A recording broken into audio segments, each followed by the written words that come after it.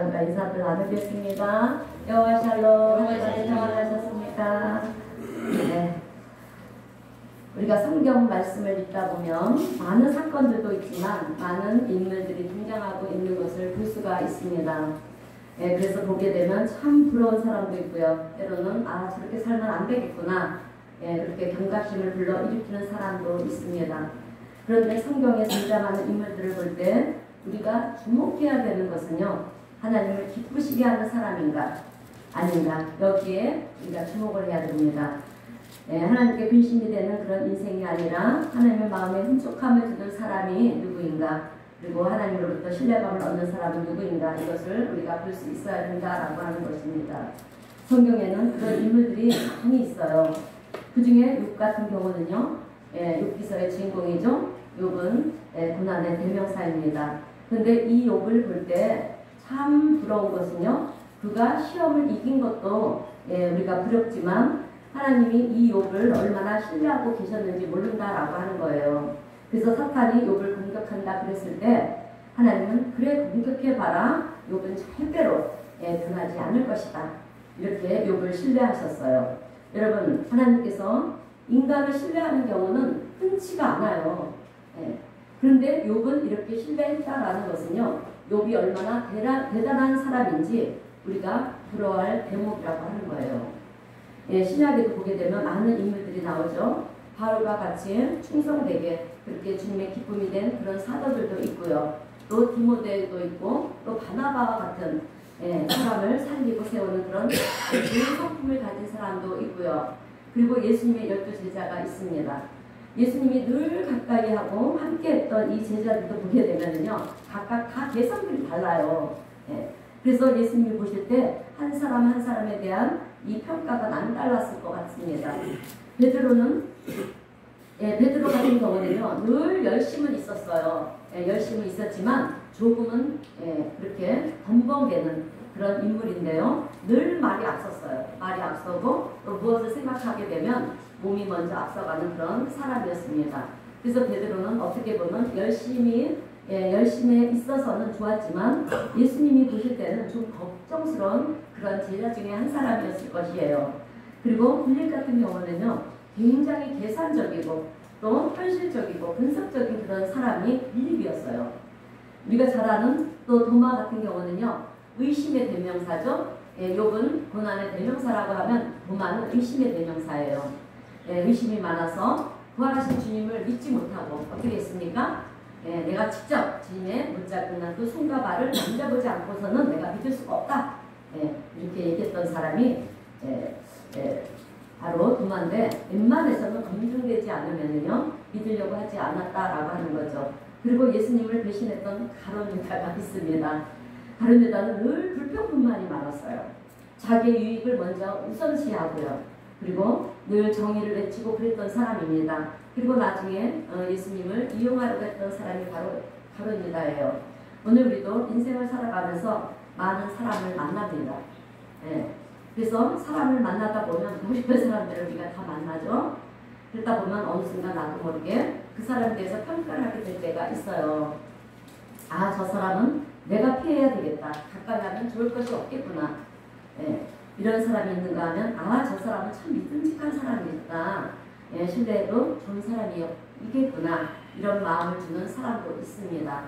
또 어떤 사람은 참 정이 가는 사람도 있고요. 또 사랑스러운 사람도 있고, 어떤 경우는 호감이 가는 사람도 있는 반면 비호감을 주는 사람도 있어요. 오늘 본문의 말씀은 오병이어 기적의 이야기입니다. 물고기 2마리와 또 보리떡 5개를 가지고 5,000명을 먹이고도 남는 그런 기적이 일어났다. 여러분, 우리는 그렇게만 알고 있죠? 그런데 이 오병이어 기적 속에 예수님의 2 제자가 등장하고 있는 것을 우리가 알 수가 있습니다. 이 두 제자는 빌립이고 안드레예요. 그런데 우리가 말씀을 쭉 읽다 보면 빌립은 이런 사람이고 안드레는 이런 사람이구나 하는 것을 느끼게 되는데요. 안드레의 대목에 가서는 안드레가 좋은 사람이구나, 정이 가는 사람이구나, 예수님의 마음에 들었던 제자 중 한 사람이 바로 안드레였구나 하는 것을 우리가 알 수가 있습니다. 그래서 예수님은 어디를 가든지 늘 안드레를 데리고 다니면서 안드레와 함께 했던 것을 우리가 볼 수가 있어요. 예수님의 마음에도 옆에 두고 싶은 사람, 옆에 두고 함께하고 싶은 사람 중에 한 사람이 안드레였다라고 하는 거예요. 그래서 저는 오늘 본문 말씀을 중심으로 해서 안드레에게 어떤 특징이 있었는지 두 가지 안드레의 특징에 대해서 말씀을 전하면서 함께 은혜를 나누려고 합니다. 오늘 우리 성도님들은 말씀을 들으시면서 모두가 다 안드레와 같은 그런 예수님의 제자가 되시기를 주님의 이름으로 축원드립니다. 자, 첫 번째로 안드레는 예수님을 신뢰한 제자였다라고 하는 것입니다.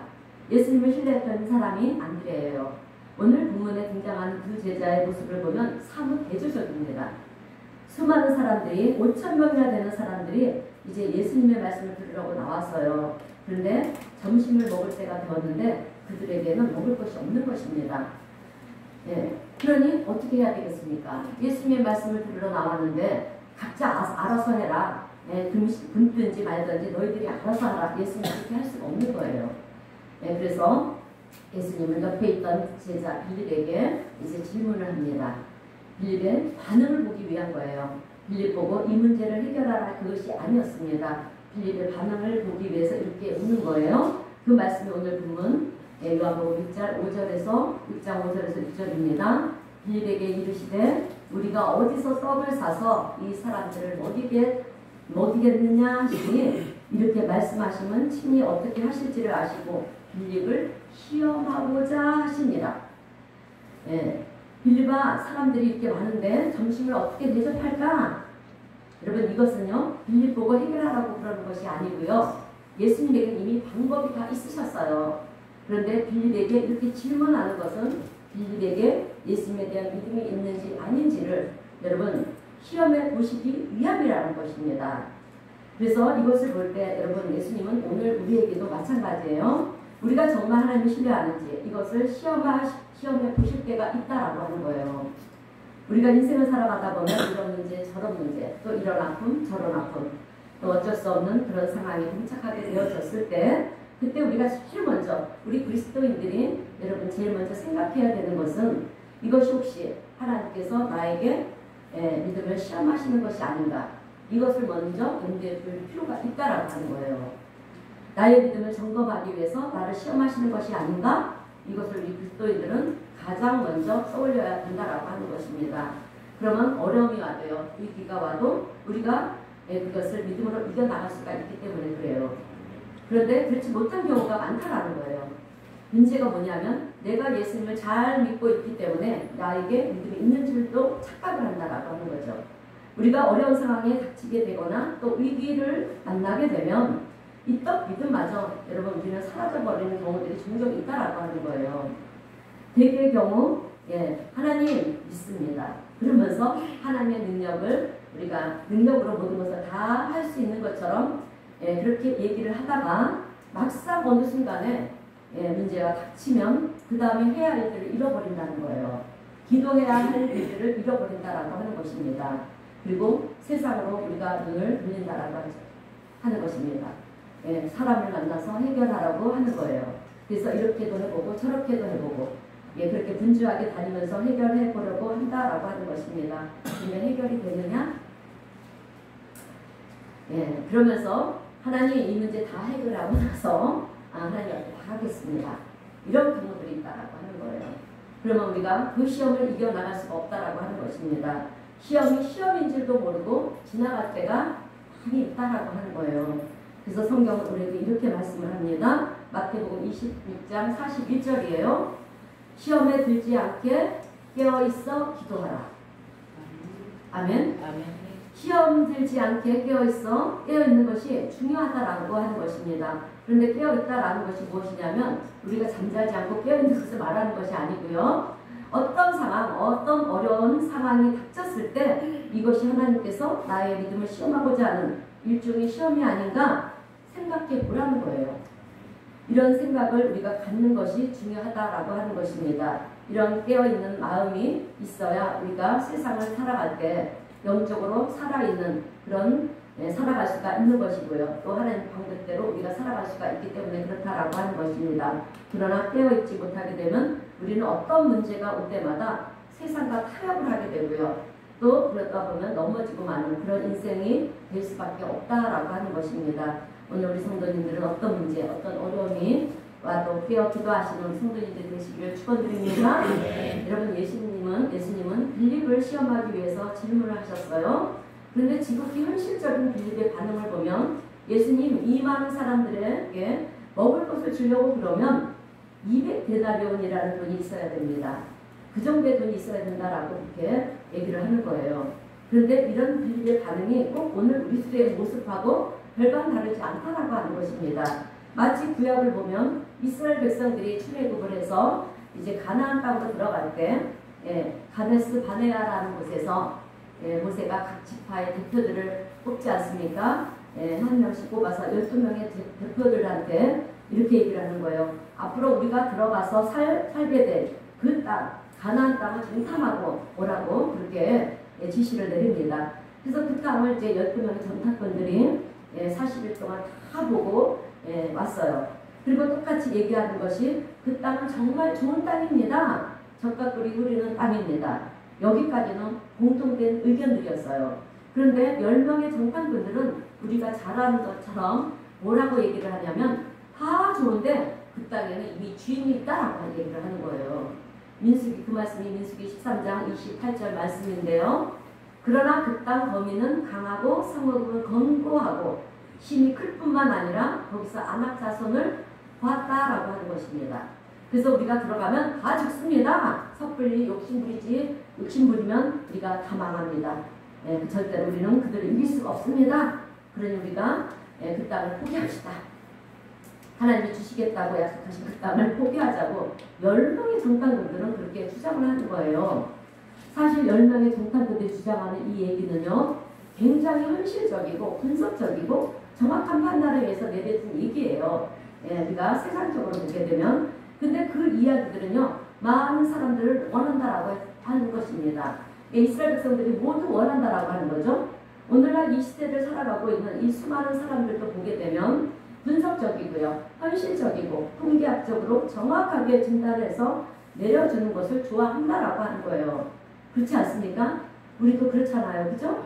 그런데 그것이 좋을 수는 있어요. 사실 그러나 그것으로 인해서 우리는 어떤 해답을 우리가 스스로 만들어낼 수는 있지만, 여러분 중요한 것은요, 하나님의 기적을 볼 수가 없다라고 합니다. 여러분 믿음이라고 하는 것은 우리의 이성을 초월하는 것이 믿음이에요. 우리가 성경을 읽다가 이해가 되는 것을 믿음이라고 얘기를 하지 않습니다. 왜? 믿음은 우리의 상상과 생각을 초월하는 것입니다. 그래서 성경의 빌서 11장 1절은 이에 믿음의 본질에 대해서 말씀을 하고 있습니다. 믿음은 바라는 것들의 실상이요 보이지 않는 것들의 증거이다. 자, 그래서 태초에 하나님 천지를 창조하셨느니라 그러면 우리는 그것을 이해하는 것이 아니라 믿는 거예요. 그대로 믿음으로 받아들이는 것입니다. 그리고 예수님께서 죽은 나사로를 살리셨습니다. 그럼 어떻게 해야 됩니까? 믿어야 되는 거예요. 그런데 그런 일은 일어날 수가 없습니다. 내가 살면서 그런 일을 본 적이 없어요. 의학적으로 불가능한 것입니다. 이렇게 세상적인 관점을 가지고요, 내가 이해를 하느냐 안 하느냐 이 문제지 그것을 믿음의 문제라고 얘기를 하지 않는다라고 하는 것입니다. 여러분 믿음이라고 하는 것은요, 그럼에도 불구하고 하나님의 역사하시면 그렇게 되는 줄로 믿습니다. 여러분 이것이 믿음이라는 거예요. 아멘. 그래서 이 가데스 바네아라는 사건도 보게 되면요, 이 10명의 정탐꾼들이 정확하게 분석을 했지만 하나님의 나라를 그 10명의 정탐꾼들은 유업으로 받지를 못했다라고 하는 거예요. 하나님이 약속하신 것을 하나님이 주려고 축복해 놓으신 그 땅을 이 10명의 정탐꾼들은 받지를 못했습니다. 그러나 여호수아와 갈렙은 뭐라고 얘기를 합니까? 그 땅은 좋은 땅입니다. 하나님이 우리를 위해서 예비한 땅입니다. 그러니 그 땅의 거민이 얼마나 대단한지 모르지만 그것이 중요한 것이 아니라 오늘 우리가 믿음으로 반응하는 것이 중요합니다. 일단 믿음으로 들어갑시다. 하나님이 주신다고 약속하셨으니 방법은 하나님께 있습니다. 아멘. 여러분 우리의 모든 문제의 해답은 하나님께 있어요. 아멘. 자, 이것이 세상 사람들이 사는 방식과 우리 그리스도인들이 사는 방식의 차이라고 하는 것입니다. 그런데 세상에서 이런 얘기를 하면 너무 말이 안 된다라고 얘기를 해요. 비이성적인 것은 옳지 않다라고 하면서 거부를 한다라고 하는 것입니다. 근데 성경에 나오는 이 기적의 이야기들은요, 다 믿음에 대한 이야기인데요. 이 기적의 이야기들을 가만히 보면 거기에는 다 하나님의 시험, 하나님의 테스트가 있었다라고 하는 거예요. 예, 하나님은 이런저런 테스트를 통해서 우리의 믿음이 진짜인지 아닌지를 보신다라고 하는 것입니다. 항상 우리의 믿음을 점검을 하세요. 여러분, 특히 주의 종들에게도 더 많습니다. 그래서 얼마나 주의 종들의 마음을 흔들어 놓는지 몰라요. 예, 성도들을 통해서, 또 교회의 어떤 문제를 통해서, 예, 얼마나 불안하게 하고, 여러분들 근심케 하고, 마귀를 통해서 역사를 하세요. 하나님 시험을 통해서 역사할 때 항상 마귀가 등장을 하잖아요. 그 구설을 보면 알잖아요. 예, 그렇게. 예, 그럴 때 우리는 예, 주의 종들이 얼마큼 하나님 신뢰하고 있는가를 보신다라고 하는 것입니다. 자, 그래서 예, 우리가 아브라함도 예, 하나님의 테스트를 받는 것을 우리가 보지 않습니까? 아브라함 조상이, 이 믿음의 조상이 되게 하실 때도 보게 되면 예, 하나님은 아브라함을 테스트하셨어요. 너 이제부터 믿음의 조상이 되라 그렇게 하지 않으시고요. 네가 가장 귀하게 여기는 아들 이삭을 나에게 바쳐라. 그리고 반응을 보셨다라고 하는 거예요. 여러분, 우리에게 하나님은 믿음의 테스트를 하실 때 우리가 가장 귀하게 여기고 가장 소중히 여기는 것을 통해서 역사를 하세요. 그것이 무엇일까요? 물질, 자녀, 네, 그런 거겠죠? 네. 우리가 제일 소중하게 인생을 살아가면서 필요한 것이 무엇입니까? 물질이지 않겠습니까? 그래서 물질을 통해서 많은 시험이 와요, 사실.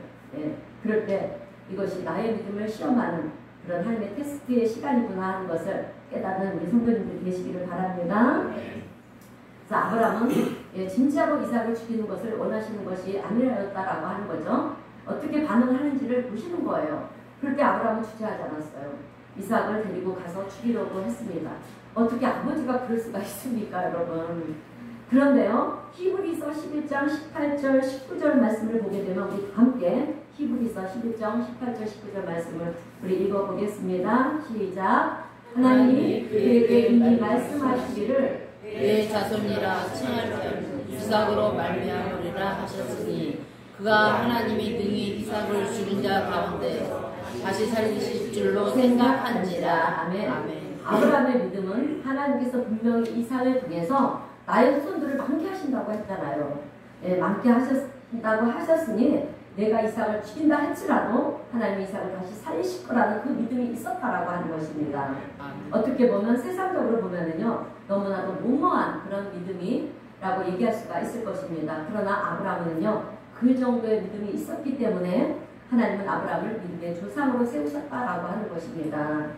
여리고성을 무너뜨릴 때도 마찬가지예요, 여러분. 하루에 한 바퀴씩 6일 동안 돌고요. 또 제7일째 되는 날은 7바퀴를 돌아라. 그리고 소리를 외쳐라. 여러분, 왜 그랬을까요, 하나님이? 하나님 그냥 무너뜨릴 수도 있었잖아요. 예, 그런 분이시잖아요. 그럼에도 불구하고 하루에 한 바퀴씩 6일 동안 돌게 하셨다라는 것은 여러분, 아마 이스라엘 백성들은요, 한 바퀴씩 6일 동안 돌면서 아마도 이런 생각을 했을 것 같아요. 아니, 지금 우리가 왜 이렇게 돌고 있는 거지? 산책하는 것도 아니고 이게 뭐지? 그러면서 다음날도 또 도는 거예요. 지금 우리가 도대체 뭐 하는 거야? 그 다음날 또 돌고 6일째까지 그렇게 하루에 한 바퀴씩 돌았습니다. 그런데 마지막 7일째가 되니까 이번에는 7바퀴를 돌으라는 거예요. 7바퀴를 돌면서 이스라엘 백성들은 도대체 이게 뭐 하는 거야? 이해가 안 되는 것입니다. 그래도 돌았어요. 돌았더니 이제는 소리를 외쳐라. 도대체 말도 안 되는 소리를 하시는 것입니다. 그런데 소리를 외치게 됐을 때 여러분, 하나님의 말씀을 끝까지 신뢰하고 믿음으로 따라갔을 때 여리고성이 무너졌다라고 하는 것입니다. 아멘.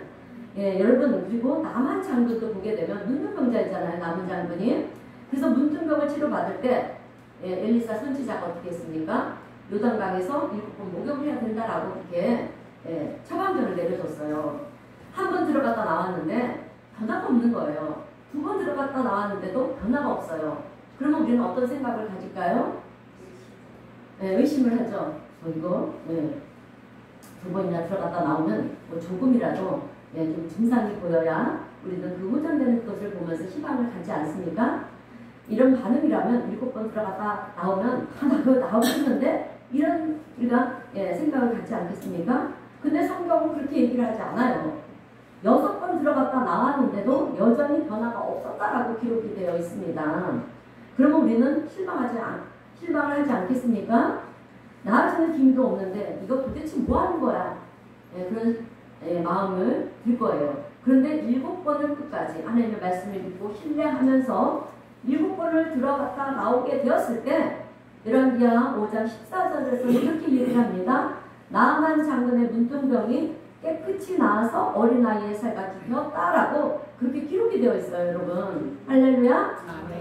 오늘 오병의 기적도 마찬가지입니다. 여러분, 물고기 2마리와 보리떡 5개가 가지고 어떻게 5,000명을 먹일 수가 있습니까? 우리의 생각이나 지식이나 경험으로는 도저히 불가능한 얘기이지 않습니까?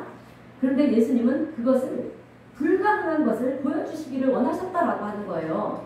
그래서 빌립에게 어떻게 하면 좋겠느냐 그렇게 물으신 거예요. 그런데 빌립은 이 많은 사람들을 다 먹이려면 적어도 200데나리온이 있어야 됩니다. 여러분 1데나리온은 하루 품삯이에요. 그러니까 200데나리온은 200일을 그러니까 200일 동안 일을 해야 받을 수 있는 아주 가치 있는 돈이라는 거죠.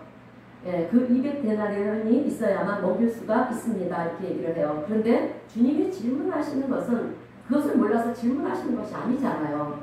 빌립에게 해답을 요구하는 것이 아니에요. 나를 신뢰하느냐 믿느냐라는 것입니다.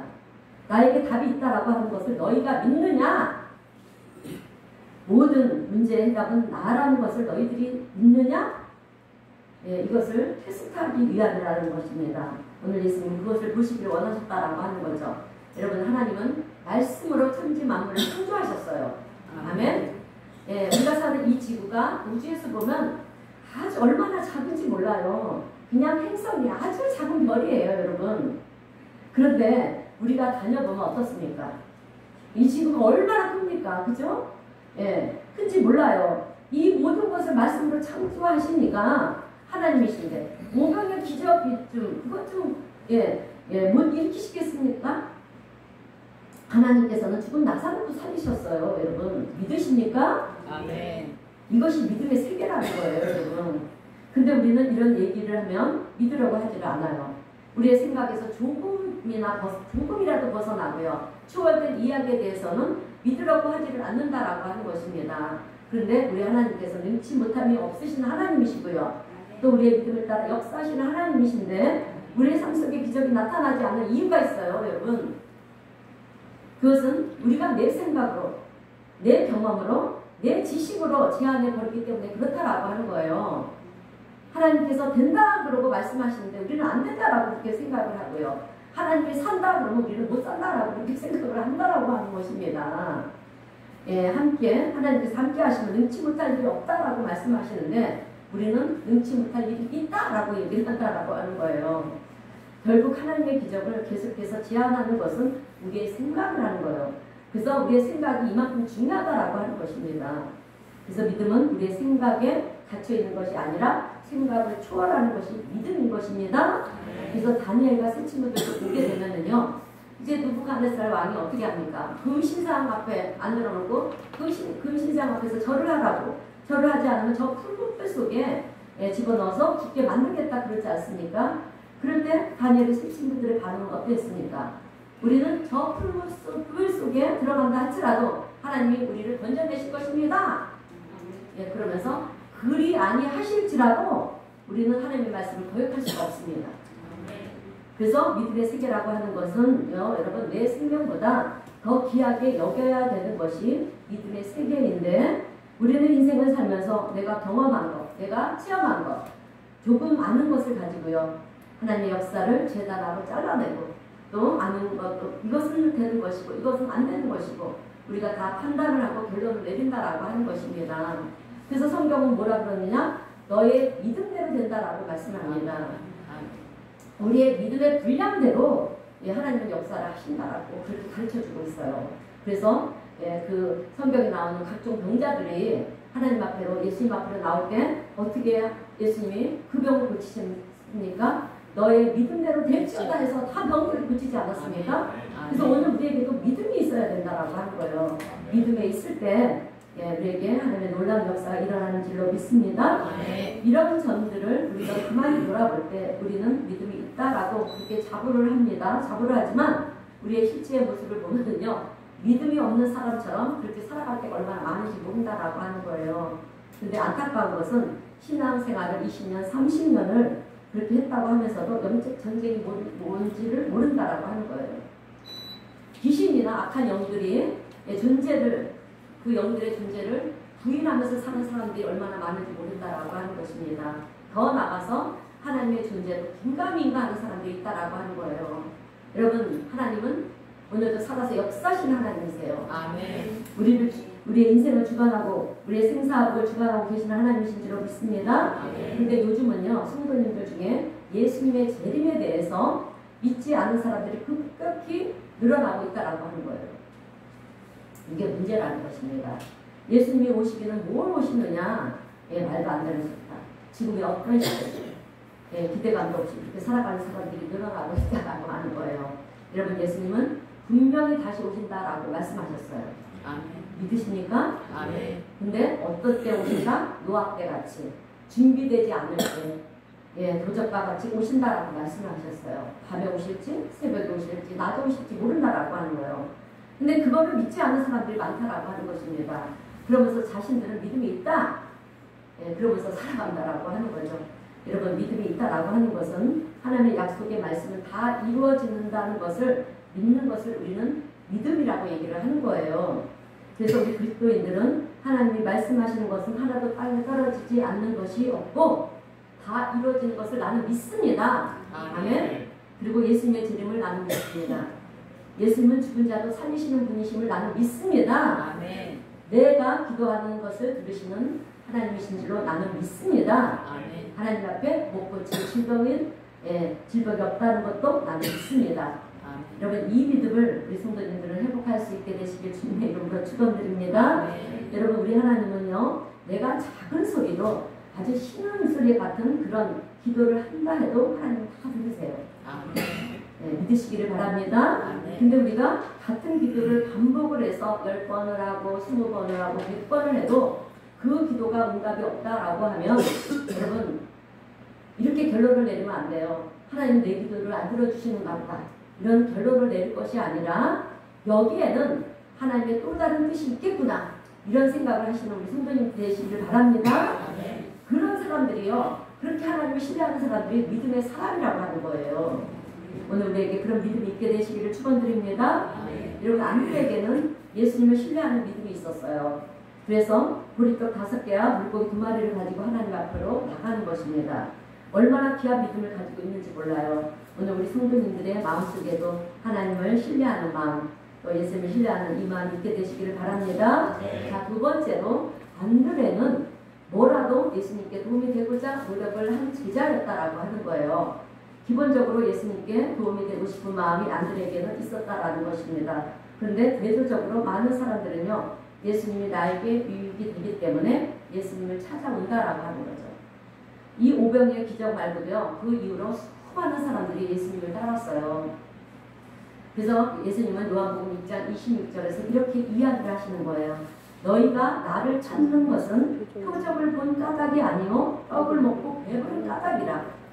그러니까 오병이의 기적을 체험하고 난 우리들은 또 예수님을 앞으로 나오는데 떡 한 조각을 얻어 먹기 위해서 그렇게 주님을 찾았다라고 하는 거예요.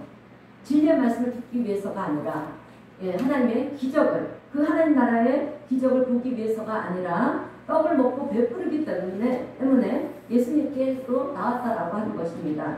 근데 이 모습이 오늘 우리의 모습과 똑같다라고 하는 거예요. 예수님을 믿으면 문제가 다 해결된다고 그러니까 예수님 앞으로 나가고, 축복하신다고 그러니까 예수님 앞으로 나가고, 잘 된다고 그러니까 예수님 앞으로 나가고. 여러분, 이렇게 예수님 앞으로 나가는 이유가 다양하다라고 하는 것입니다. 오늘 우리가 예수님 앞으로 나가는 것은 여러분, 나를 위해 당신의 생명까지도 주신 그 예수님이 존귀하기 때문에 우리가 예수님 앞으로 나가야 되는 것입니다. 네. 물론 우리가요, 예수님 앞으로 나가서 예수님, 주님, 그러면요, 우리의 모든 것을 아시는 주님은 내가 원하는 것을 주십니다. 근데요, 사실 그것이 먼저가 아니라 나를 위해서 내 죄를 대신 짊어지시고 그렇게 십자가에서 내 죽으심으로 말미암아 내 죄가 사함을 받았다. 내가 하나님의 자녀가 되었다. 이 그 십자가에 살아 가운데 우리가 감사하면서 하나님 앞으로 나가야 되는 거예요, 여러분.